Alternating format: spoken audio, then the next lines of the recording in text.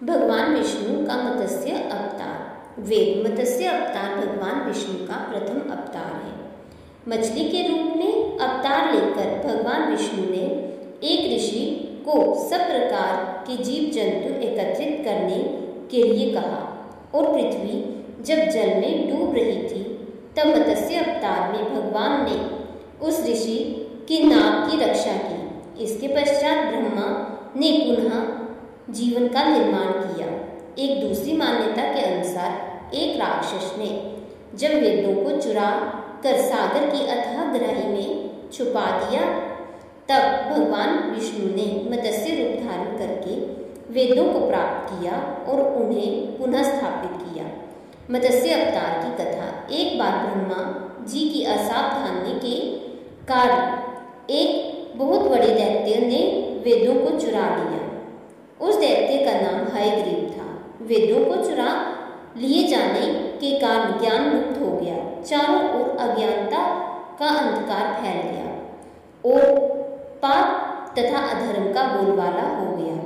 तब भगवान विष्णु ने धर्म की रक्षा के लिए मत्स्य रूप धारण करके हयग्रीव का वध किया और वेदों की रक्षा की। भगवान ने मत्स्य का रूप किस प्रकार धारण किया, इसकी विस्मयकारिणी कथा इस प्रकार है। कल्पांत के पूर्व एक पुण्य आत्मा राजा तप कर रहा था। राजा का नाम सत्यव्रत था। सत्यव्रत पुण्य आत्मा तो था ही, बड़े उदार हृदय का भी था। प्रभात का समय था, सूर्य उदय हो चुका था। सत्यव्रत कृतमाला नदी में स्नान कर रहा था। उसने स्नान करने के पश्चात जब तर्पण के लिए अंजलि में जल लिया तो अंजलि में जल के साथ एक छोटी सी मछली भी आ गई। सत्यव्रत ने मछली को नदी के जल में छोड़ दिया। मछली बोली, राजन, जल के बड़े बड़े जीव छोटे छोटे जीवों को मार कर खा जाते हैं। अवश्य कोई बड़ा जीव मुझे भी मार कर खा जाएगा। कृपा करके मेरे प्राणों की रक्षा कीजिए। सत्यव्रत के हृदय में दया उत्पन्न हो उठी। उसने मछली को जल से भरे हुए अपने कमंडलू में डाल दिया। तभी एक आश्चर्यजनक घटना घटी। एक रात में मछली का शरीर इतना बढ़ गया कि कमंडलू उसके रहने के लिए छोटा पड़ने लगा। दूसरे दिन मछली सत्यव्रत से बोली, राजन, मेरे रहने के लिए कोई दूसरा स्थान ढूंढिए क्योंकि मेरा शरीर बढ़ गया है। मुझे घूमने फिरने में बड़ा कष्ट होता है। सत्यव्रत ने मछली को कमंडलू से निकालकर पानी से भरे हुए मटके में रख दिया। यहाँ भी मछली का शरीर रात भर में ही मटके में इतना बढ़ गया कि मटका भी उसके रहने के लिए छोटा पड़ गया। दूसरे दिन मछली पुनः सत्यव्रत से बोली, राजन, मेरे रहने के लिए कहीं और प्रबंध कीजिए क्योंकि मटका भी मेरे रहने के लिए छोटा पड़ रहा है। तब सत्यव्रत ने मछली को निकालकर एक सरोवर में डाल दिया, किंतु सरोवर भी मछली के लिए छोटा पड़ गया। इसके बाद सत्यव्रत ने मछली को नदी में और फिर उसके बाद समुद्र में डाल दिया। आश्चर्य, समुद्र में भी मछली का शरीर इतना अधिक बढ़ गया कि मछली के रहने के लिए वह छोटा पड़ गया। अतः मछली पुनः सत्यव्रत से बोली, राजन, ये समुद्र भी मेरे रहने के लिए उपयुक्त नहीं है। मेरे रहने की व्यवस्था कहीं और कीजिए। अब सत्यव्रत विस्मित हो उठा। उसने आज तक ऐसी मछली कभी नहीं देखी थी। वह विस्मय भरे स्वर में बोला, मेरी बुद्धि को विस्मय के सागर में डुबो देने वाले आप कौन हैं?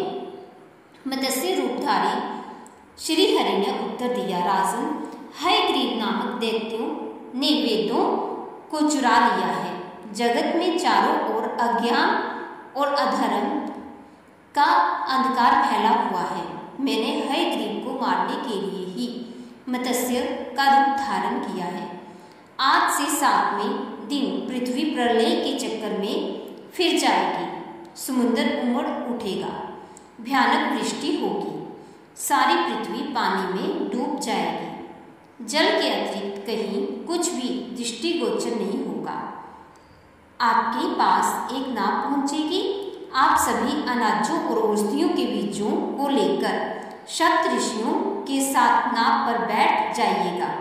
मैं उसी समय आपको पुनः दिखाई पड़ूंगा और आपको आत्म तत्व का ज्ञान प्रदान करूंगा। सत्यव्रत उसी दिन से हरि का स्मरण करते हुए प्रलय की प्रतीक्षा करने लगे।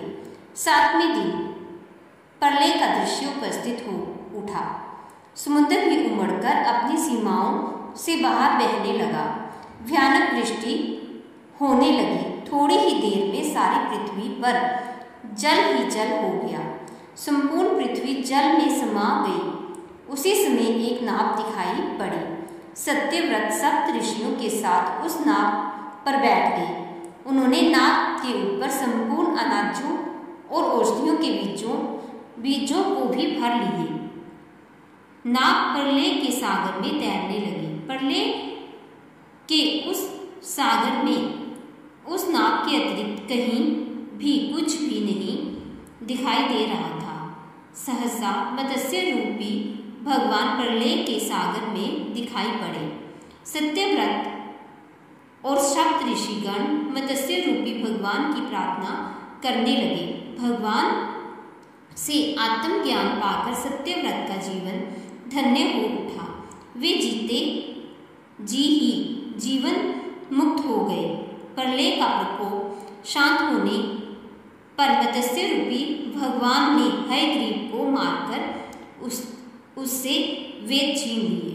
भगवान ने ब्रह्मा जी को पुनः वेद दे दिए। इस प्रकार भगवान ने मत्स्य रूप धारण करके वेदों का उद्धार तो किया ही, साथ ही संसार के प्राणियों का भी अमित कल्याण किया।